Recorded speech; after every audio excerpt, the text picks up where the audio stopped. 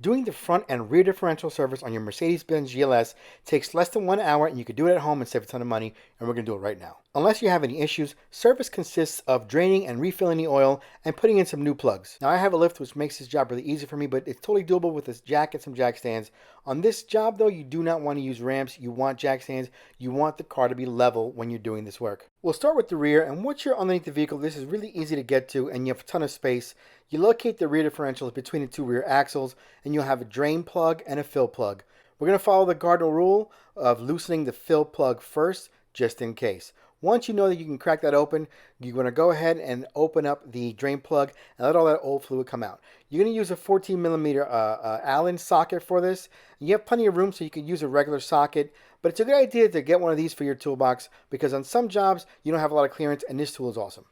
Make sure you have an adequate catch pan ready, and once this starts to flow out, go ahead and take out the fill plug to help this flow faster. Once the fluid's all drained out, it's down to a drip, go ahead and reinstall the plug. It's always best to use a new plug. It's going to come coated with this sealant on it.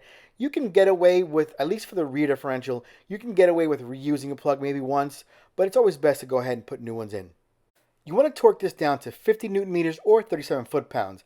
And once I do that, I like hitting it with a little bit of brake clean just to clean it off, make it nice and fresh. It'll help you identify whether or not you're leaking in a subsequent inspection.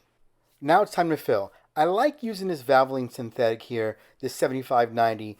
On the back of the packaging, it does show GL5, which is what this car calls for, so this is adequate. If you want to spend the extra money, you can go ahead and buy the Mercedes brand fluid. But the way this works is we're going to just fill until it starts to drip out. I like also that these bags, you can get these in little bags where you can just pump it in. And when you have a lot of space like this, you can just use the bag itself, pump it in just right from there. Don't have to get your pump dirty until it starts to leak out. Once this is down to a drip, go ahead and reinstall your new fill plug.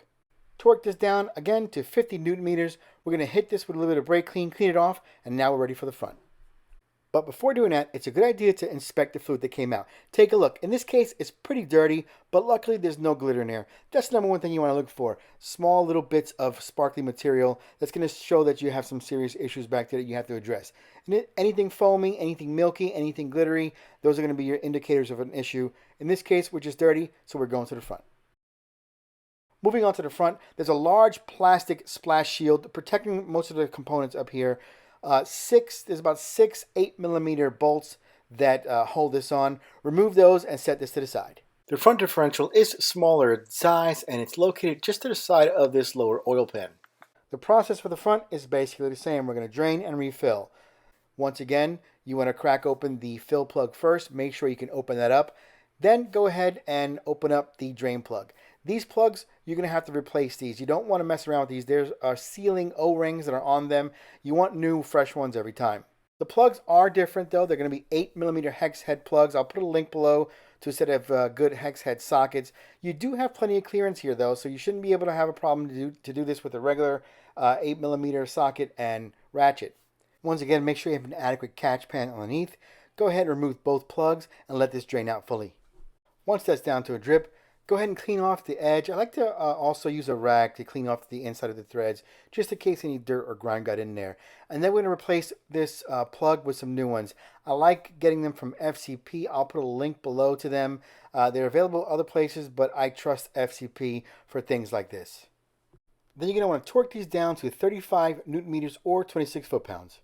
Now it's time to refill. We can use that same fluid. If you have a small hand pump like this, it might be easier.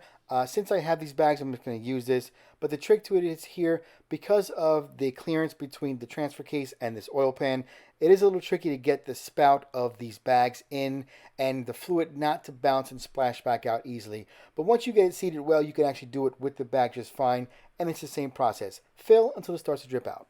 Once that's down to a drip, once again, go ahead and clean off the threads, clean off the mating surface, and install a new plug. Because of the location of this fill plug in relation to the oil pan, you're going to need a universal and possibly a wobble extension to get your torque wrench on there. But this is going to get torqued down to 35 Newton meters or 26 foot-pounds. With that done, hit it with a little bit of brake clean and make sure this is nice and fresh for any subsequent inspections. Go ahead and remount the splash shield using those 6 8-millimeter bolts, and this job is done. I like making these videos to show how easy it is to do some of these things on your own and of course to save a ton of money while doing it. I'll put links to the tools and the items I've used below, and if you use my links, I will earn a whole 17 cents.